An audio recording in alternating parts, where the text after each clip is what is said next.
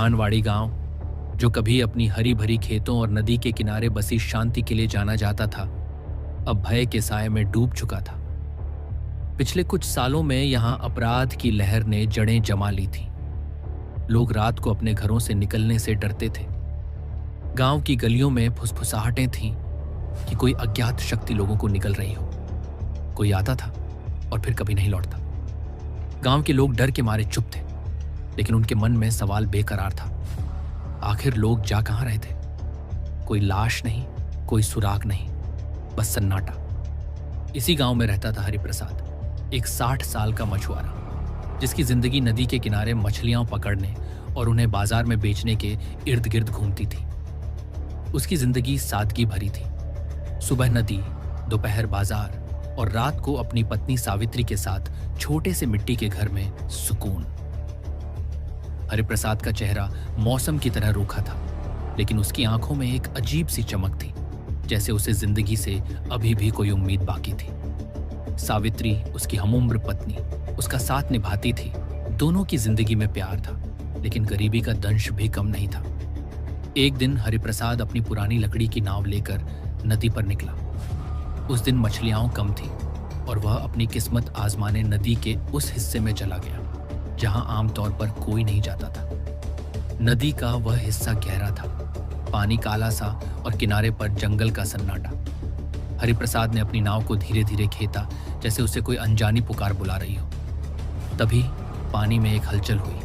हरिप्रसाद की सांसें थम गईं। पानी के बीच से एक आकृति उभरी। लंबे चमकीले बाल, चांद सी चमकती त्वचा और आंखें जो मानो सागर की गहराई को समेटे थी। वह एक जलपरी थी। हरिप्रसाद का दिल जोर जोर से धड़क रहा था। उसने सुना था कि जलपरियां सिर्फ कहानियों में होती हैं, लेकिन यह तो उसके सामने थी। उसकी सुंदरता ऐसी थी कि हरिप्रसाद की आंखें उससे हट नहीं रही थी। जलपरी ने उसका हाथ पकड़ा। उसकी उंगलियां ठंडी थीं, जैसे बर्फ। उसने धीमी सम्मोहक आवाज में कहा कि वह 500 साल से इस नदी में रह रही है और उसे किसी को अपने बारे में नहीं बताना है। हरिप्रसाद, जो अब तक डर और आश्चर्य के बीच झूल रहा था, मैंने पूछा, जलपरी तो सिर्फ कहानियों में होती है, तुम कौन हो? जलपरी ने मुस्कुराते हुए जवाब दिया। उसने बताया कि नदी के उस पार, जहां कोई इंसान नहीं जाता, एक प्राचीन खजाना छिपा है। सोना, चांदी और जवाहरात, जो शायद 400-500 साल पुराना था। वह खजाना उसी नदी के तल में था और वह हरिप्रसाद को वहां ले जा सकती थी। हरिप्रसाद की आंखों में लालच की चमक उभरी। वह सोचने लगा कि अगर यह खजाना मिल गया तो उसकी और सावित्री की जिंदगी बदल जाएगी। गरीबी का दंश खत्म हो जाएगा। उसने जलपरी के पीछे चलने का फैसला किया। जलपरी ने उसे नदी के एक सुनसान कोने में ले जाया, जहां जंगल इतना घना था कि सूरज की रोशनी भी मुश्किल से पहुंचती थी। पानी शांत था, लेकिन उसमें एक अजीब सी बेचैनी थी। जलपरी ने इशारा किया और कहा, खजाना यहीं इस पानी के नीचे है। हरिप्रसाद ने उत्साह में कहा, तुम इसे मेरे लिए निकाल दो। जलपरी ने जवाब दिया, नहीं, इसे तुम्हें खुद निकालना होगा। हरिप्रसाद ने बिना सोचे पानी में छलांग लगा दी। जैसे ही वह पानी में उतरा, जलपरी की आंखों में एक क्रूर चमक उभरी। उसने हरिप्रसाद को पीछे से जकड़ लिया और उसका सिर पानी में डुबो दिया। हरिप्रसाद छटपटाया। उसकी सांसें रुकने लगी। उसने पानी में हाथ पैर मारे, लेकिन जलपरी की पकड़ लोहे सी थी। धीरे धीरे उसकी सांसें थम गईं। उसका शरीर शांत हो गया और नदी ने उसे अपने आगोश में समेट लिया। कुछ देर बाद जंगल से 4 लोग निकले। चेहरों पर कोई भाव नहीं था, जैसे यह उनके लिए रोज का काम हो। उन्होंने हरिप्रसाद की लाश को नाव में डाला और जंगल के बीच बने एक पुराने जीर्ण शीर्ण घर की ओर ले गए। वह घर ऐसा था जैसे सालों से कोई इंसान वहां नहीं आया हो। दीवारें टूटी थीं और हवा में सड़ांत की बू थी। घर के अंदर एक कमरा था जहां मेज पर खून के धब्बे थे। उन्होंने हरिप्रसाद की लाश को मेज पर रखा। एक चाकू की चमक हवा में चमकी। पहले दिल निकाला गया, फिर किडनी, फिर फेफड़े। हर अंग को सावधानी से अलग किया गया, जैसे कोई कसाई मांस काट रहा हो। खून की धाराएं मेज से नीचे टपक रही थी। अंगों को बर्फ की पेटी में रखा गया, जो काले बाजार में लाखों में बिकने वाले थे।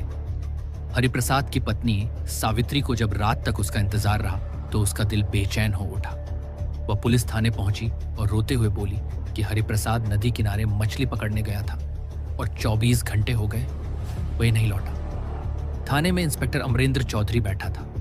वह एक कड़क पुलिस वाला था जिसके चेहरे पर हमेशा एक गंभीरता रहती थी। उसने सावित्री की शिकायत दर्ज की और तुरंत अपनी टीम को बुलाया। अमरेंद्र ने अपनी डायरी खोली जिसमें पिछले 1 साल में गायब हुए लोगों की फहरिस्त थी। उसने गौर किया कि ज्यादातर मामले नदी के किनारे से ही थे। कुछ तो गलत था। उसने अपनी टीम से कहा, हमें नदी के आसपास की हर चीज की जांच करनी होगी। अमरेंद्र ने अपनी टीम के साथ नदी किनारे के घरों की तलाशी शुरू की। घंटों की मेहनत के बाद भी कुछ नहीं मिला। हर घर, हर कोना, सब साफ। लेकिन अमरेंद्र का दिमाग शांत नहीं था। उसने अपनी खोज का दायरा बढ़ाया। गांव के एक कोने में जहां जंगल शुरू होता था, एक पुराना घर मिला। वह घर सालों से बंद था और उसकी दीवारों पर लताएं चढ़ गई थी। अमरेंद्र ने अपनी टीम को इशारा किया और वे घर में घुसे। अंदर अंधेरा था और हवा में सड़ांत की बू। एक कोने में एक पुरानी अलमारी थी जिसका ताला जंग खा रहा था। अमरेंद्र ने ताला तोड़ा और अंदर से जलपरी का कॉस्ट्यूम निकला। चमकीली त्वचा, नकली पूंछ और लंबे विग। अमरेंद्र की भौहें सिकुड़ी। उसे समझ आ गया कि यह कॉस्ट्यूम और गायब हुए लोग, दोनों का कोई ना कोई कनेक्शन था। अमरेंद्र ने अगले दिन एक योजना बनाई। वह सादे कपड़ों में एक मछुआरे की तरह नदी पर निकला।